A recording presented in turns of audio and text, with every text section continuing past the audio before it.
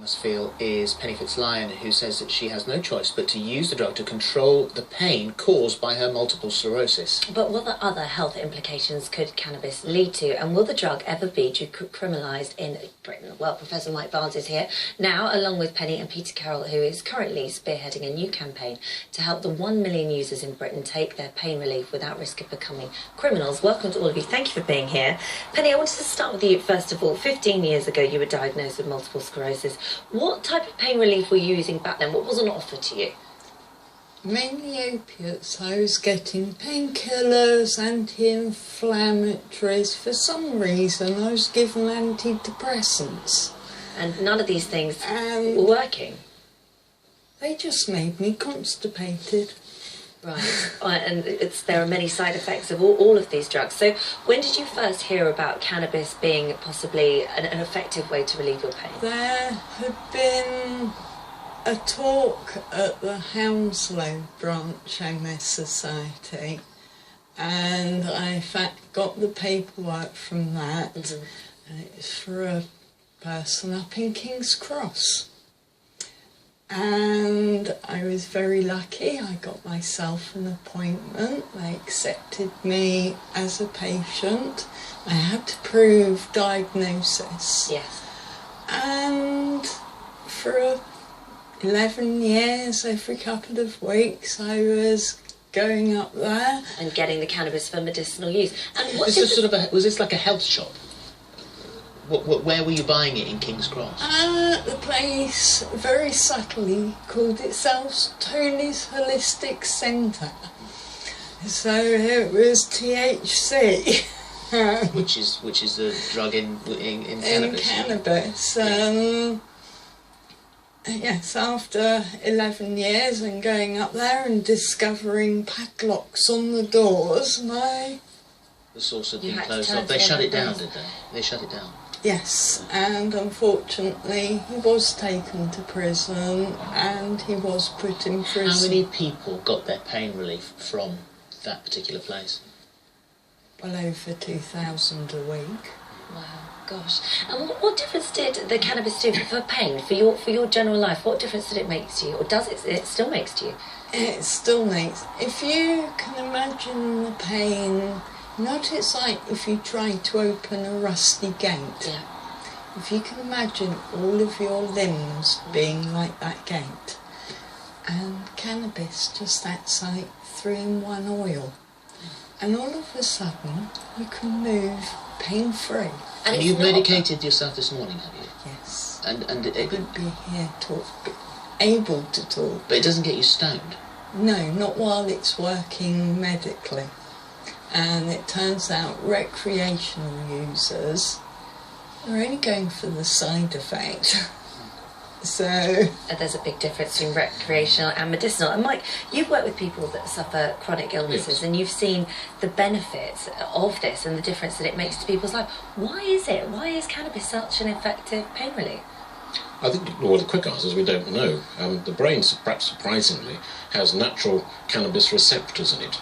Cannabinoid receptors. So it's a natural product in the sense that the brain produces its own cannabinoids, and it seems to have effect on modulation of pain and other conditions like muscle spasm. So it probably works in a natural sort of way. Is there a difference between recreational cannabis and medicinal cannabis? In terms of the product, no. Hopefully, if this medical cannabis is produced, then it can be purer or better quality, and that's the thing that is lacking at the moment in people buying it for medical use, is that you don't know what sort of quality you're getting when you buy it down the pub. And there's also lots of people worry about sort of mental health issues related with smoking, taking cannabis. Yes. Whether that would make a big difference, maybe that's the reason why it hasn't been legalised. It could be. That's a controversial area. There are some people who say that in some way cannabis can trigger schizophrenia. It's likely that's only in heavy recreational users and in those who have a history of schizophrenia in the first place. And of course the good thing about making it legal is then doctors can have what they call contraindications. They can be advised not to prescribe it for people with a history of schizophrenia or psychosis, which will get rid of, or virtually get rid of, that complication. And what are the chances of it being decriminalised? That's a very difficult question. It's now legal in 11 European countries and perhaps and other countries around the world, and perhaps surprisingly in 24 US states. So this has been taken very seriously across the world, and we're a little bit behind in terms of legalising it for medical use in the UK. It's been taken very seriously by Peter here, who is running the End Our Pain campaign. 1 million people in the UK take it for pain relief. What are you looking for? We're looking for a change in the law. We want the law changed in Britain so that doctors can prescribe cannabis where they judge it's the appropriate thing to do. And the only way we'll get this changed is, I'm sure lots of your viewers at home will be very moved by the story that Penny has told. It's an untold story, so we appreciate you telling it today. But we need people in their thousands to get behind us on endourpain.org. Give us your voice so that we can then go to Parliament and change the mind of The story in Corrie must help. It's an absolute great development for our campaign, because it's bringing it to the wider attention of people. What struck me when I started to research this was the figure. There are 3 million cannabis users, that's a government figure, 3 million in the UK, and about 1 million of those take it for medical reasons. Right. So there are tens of thousands of people like Penny who risk either being considered a patient or a criminal. How does the government sort of justify the fact that you've got opiates, obviously, sort of heroin opiates, and that is prescribed, that's medicinal?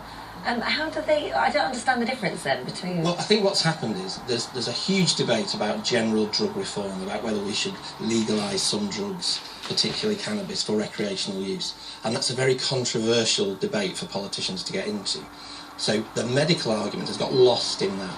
And what we're doing with the End Our Pain campaign is saying, forget all that complicated political noise around drug reform generally. Concentrate on people like Penny. How can we have it that she has to fear the knock on the door from the police? Yeah. You are nodding then. Her pain relief. Oh, absolutely right. There are so many people using it in this country, and they wouldn't be using it unless it helped, and also if the side effects are tolerable as well.